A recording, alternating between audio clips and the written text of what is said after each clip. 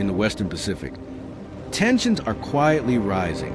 Satellite images have confirmed that China's two operational aircraft carriers, Liaoning and Shandong, have sailed beyond their home waters, operating together for the first time this year. This coordinated deployment isn't random. It marks a new phase in Beijing's military confidence, a visible demonstration that the People's Liberation Army Navy is now capable of far-sea operations once reserved only for the United States. A decade ago, China had no carriers at all. Today, it commands a growing fleet, and a third, more advanced vessel named Fujian, now on sea trials, is expected to rival American technology. Analysts note that this dual-carrier operation pushes beyond the so-called First Island chain, the strategic line stretching from Japan through Taiwan to the Philippines, a zone long dominated by U.S. naval presence. American reconnaissance aircraft have tracked the Chinese flotilla closely.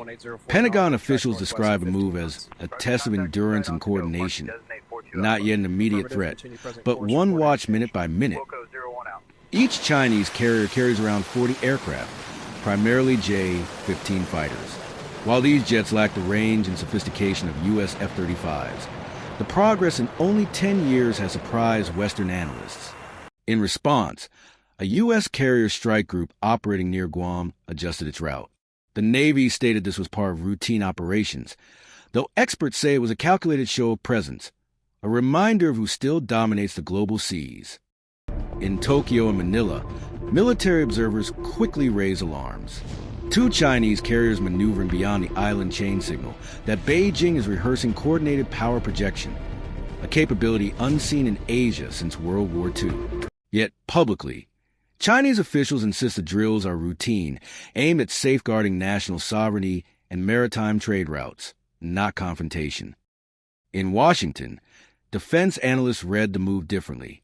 They see a calculated message, a reminder that any U.S. intervention near Taiwan would face a far more complex battlefield. The Shandong and Liaoning remain conventionally powered, limiting their range. By contrast, American carriers like the USS Gerald R. Ford can stay at sea for years, supported by nuclear reactors and vast logistics networks. Still, technology alone doesn't win wars. The U.S. Navy has over 70 years of carrier battlegroup experience. China's crews are learning fast, but time remains Washington's quiet advantage. Both nations now rely heavily on surveillance, satellites, drones, and undersea sensors, turning every ripple in the Pacific into data. Information dominance may define the next great naval contest. The U.S. quietly coordinates with allies Japan, Australia, and the Philippines, expanding joint exercises to reassure partners that the Pacific balance endures. Meanwhile, Chinese state media portrays the dual-carrier mission as defensive. Commentators emphasize sovereignty, stability, and readiness against what they call foreign interference.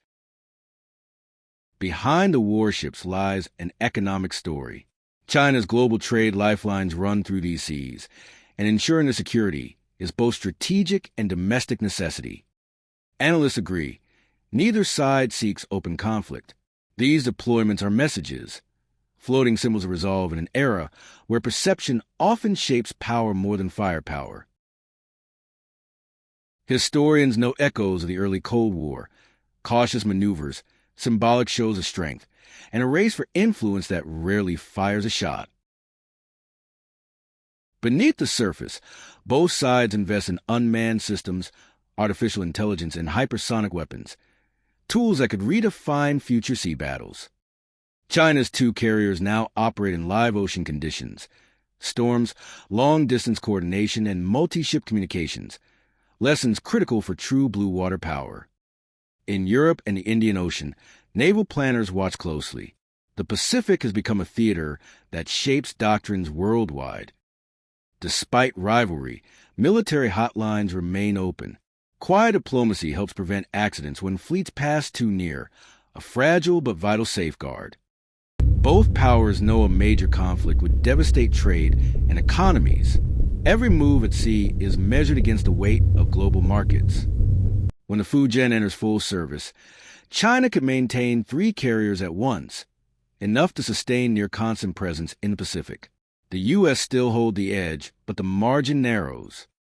For smaller nations, this buildup is double-edged, offering protection through alliances, yet raising the risk of being drawn into great power rivalry.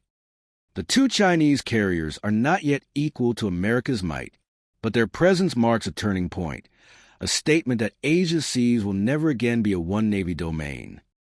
The Pacific Ocean has always been vast, but today, every wave carries meaning. Two carriers, thousands of miles of water, and a message that echoes quietly across the world. Power is shifting, and history is watching.